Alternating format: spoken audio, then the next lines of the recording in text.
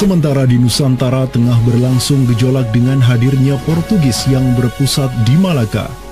Cucu dari Sultan Muhammad Al-Fatih dari Bani Uthmaniyah, yakni Sultan Selim pertama, berhasil meluaskan pengaruh dan kekuasaannya di dunia Arab.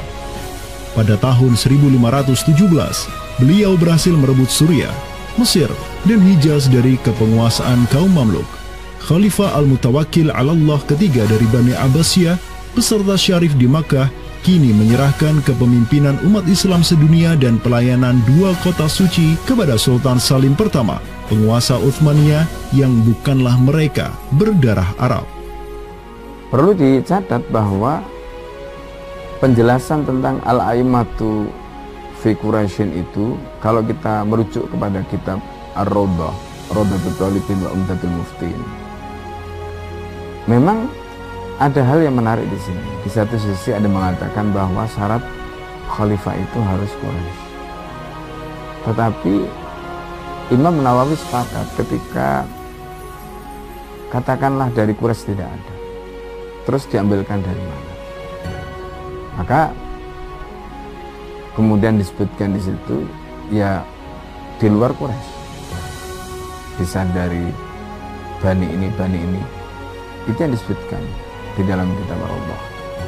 Karena itu sebenarnya syarat al-a'immah fi Quraisyin itu bukan syarat yang wajib, tetapi difahami di sini berdasarkan penjelasan yang diantaranya disebutkan dalam kitab Allah tadi, itu adalah merupakan syurut afdaliyah. Maka semenjak tahun 1517, kepemimpinan khilafah beralih ke Bani Uthmaniyah. Selim pertama dan anak keturunannya kini didapuk sebagai Khalifatul Muslimin. Amirul Mukminin, Khadimul Haramain, Al-Ghazi fil Barraini wal Bahraini, Zilullah fil Alam, Padisyah wa Khilafat Penah. Wilayah khilafah Uthmaniyah terus merangsek Eropa, dan merekalah yang menguasai Laut Mediterania dan juga Laut Merah. Adapun Portugis yang bercokol di Samudra Hindia mulai ketakutan karenanya. Karena dengan munculnya khilafah Uthmaniyah sebagai negara Islam yang adidaya, solidaritas Muslim sedunia akan bangkit kembali karena memiliki perisai kuat di sisinya. Ini erat kaitannya dengan hubungan dengan negeri kita, karena keimanan yang kemudian merekatkan ya dengan semangat akidah Islamiyah, semangat ukhuwah Islamiyah, menjadikan umat muslim yang ada di Timur Tengah dengan umat muslim yang ada di Nusantara Indonesia itu terjalin hubungan yang sangat erat. Karena kita tahu bahwa ada ayat Allah Subhanahu yang menyatakan innamal mu'minuna ikhwah. Sesungguhnya orang-orang beriman itu adalah saudara. Ketika ada saudara mukmin yang terzalimi, maka saudara mukmin yang lain itu punya kewajiban untuk membela. Demikian pula ketika muslimin Nusantara itu terzalimi dengan adanya penjajahan, dengan adanya imperialisme yang dilangsungkan oleh orang-orang kafir penjajahan, baik itu oleh Portugis, Spanyol, Inggris, Perancis ataupun Belanda ya. Maka kemudian muslim yang ada di Timur Tengah yang pada waktu itu masih memiliki kepemimpinan yang tunggal untuk seluruh dunia, yaitu khalifah, itu juga turut ya memperhatikan, turut mendukung, turut memperjuangkan pembebasan ataupun kemerdekaan bagi bangsa muslim Nusantara. Kenapa? Ini semangat jihad di antara kaum muslim yang dihubungkan dengan semangat keimanan atau akidah Islamiyah tadi. Kenapa? Yang namanya mukmin itu adalah kal jasadil wahid, ya, satu tubuh. Ketika bagian tubuh yang lain itu teraniaya, maka tubuh yang lain pun punya kewajiban untuk membelanya ataupun juga ikut merasakan penderitaan yang dialami oleh bagian tubuh kaum muslim yang lain. Semenjak Portugis berhasil menancapkan kukunya di India dan Malaka, tidak hanya dua wilayah tersebut yang ditimpa petaka, namun juga hampir seluruh kesultanan di Samudra Hindia dan Nusantara. Sultan dari Samudra Pasai kala itu, Zainal Abidin bin Mahmud bin Zainal Abidin Ra'ubabdar, yang mendaulatkan dirinya sebagai Al-Qaim tahta Amri Rabbil Alamin, orang yang berdiri di bawah perintah Tuhan semesta alam, mengirim surat kepada Portugis di Malaka untuk menggugat kelakuan mereka yang sangat merugikan kaum muslimin di kawasan. Namun apalah daya, Sultan Zainal Abidin yang ini kemudian dikenal sebagai penguasa terakhir Pasai, karena setelah ia wafat pada tahun 1517, bala tentara Portugis datang ke Pasai dan menaklukkan Kesultanan Islam pertama di Nusantara itu dengan penuh tipu daya. Tak hanya Pasai yang berhasil ditiadakan, Portugis juga mampu menahan serangan pasukan Islam dari Demak sampai Sultannya Patiunus bin Raden Patah syahid di Lumat Muntahan Meriam Portugis pada tahun 1521. Dengan diplomasinya yang jelas, Portugis juga menjalin kerjasama dengan kerajaan Pajajaran di Jawa Barat pada tahun 1522.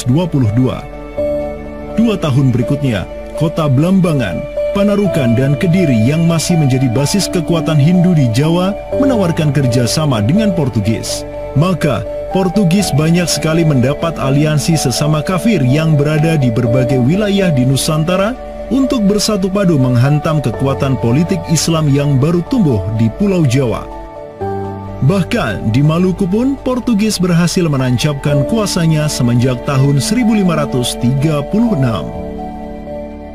Berkaca pada kelakuan Portugis yang memerangi umat Islam di Samudra Hindia dan Nusantara, Sultan Sulaiman Al-Qanuni, sang Khalifah Uthmaniyah yang berkuasa sejak tahun 1520, menyatakan peperangan terbuka kepada penguasa Portugis yang berkedudukan di Lisbon, Dom Sebastião.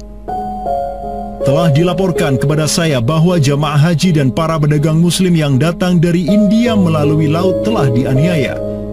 Jika engkau masih membangkang, maka dengan bantuan Allah yang Maha Agung, kami akan melakukan segala yang diperlukan untuk memulihkan ketertiban di negeri-negeri itu, dan tiada guna lagi bagi engkau untuk memprotesnya.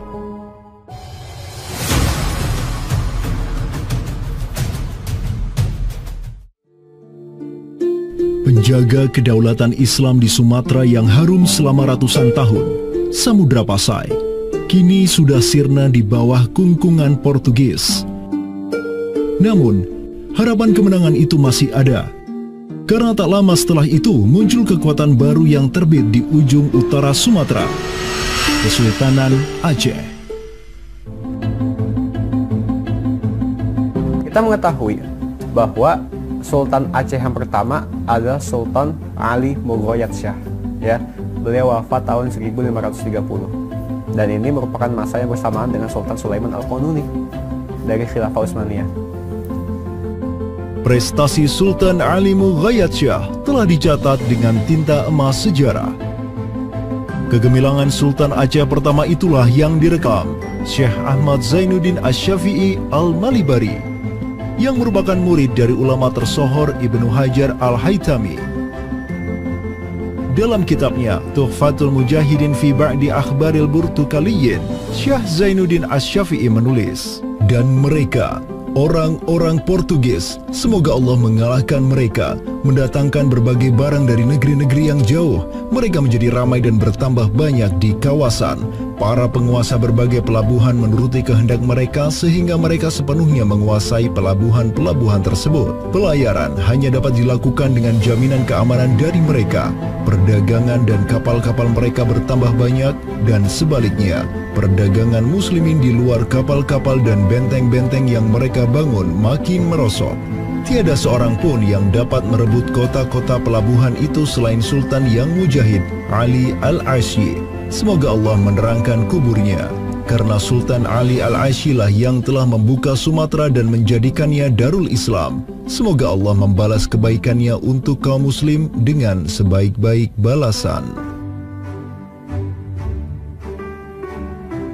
Kalau kita perhatikan makam Sultan Ali Mughayat Shah, di situ ada kalimat menarik yang terpampang di inskripsi makamnya. Al-Ghazi fil barri wal bahri yansuruhullah. Ya, bahwasanya Sultan Ali Mughayat Shah itu juga dikenal sebagai Al-Ghazi, ya, petarung fil barri wal bahri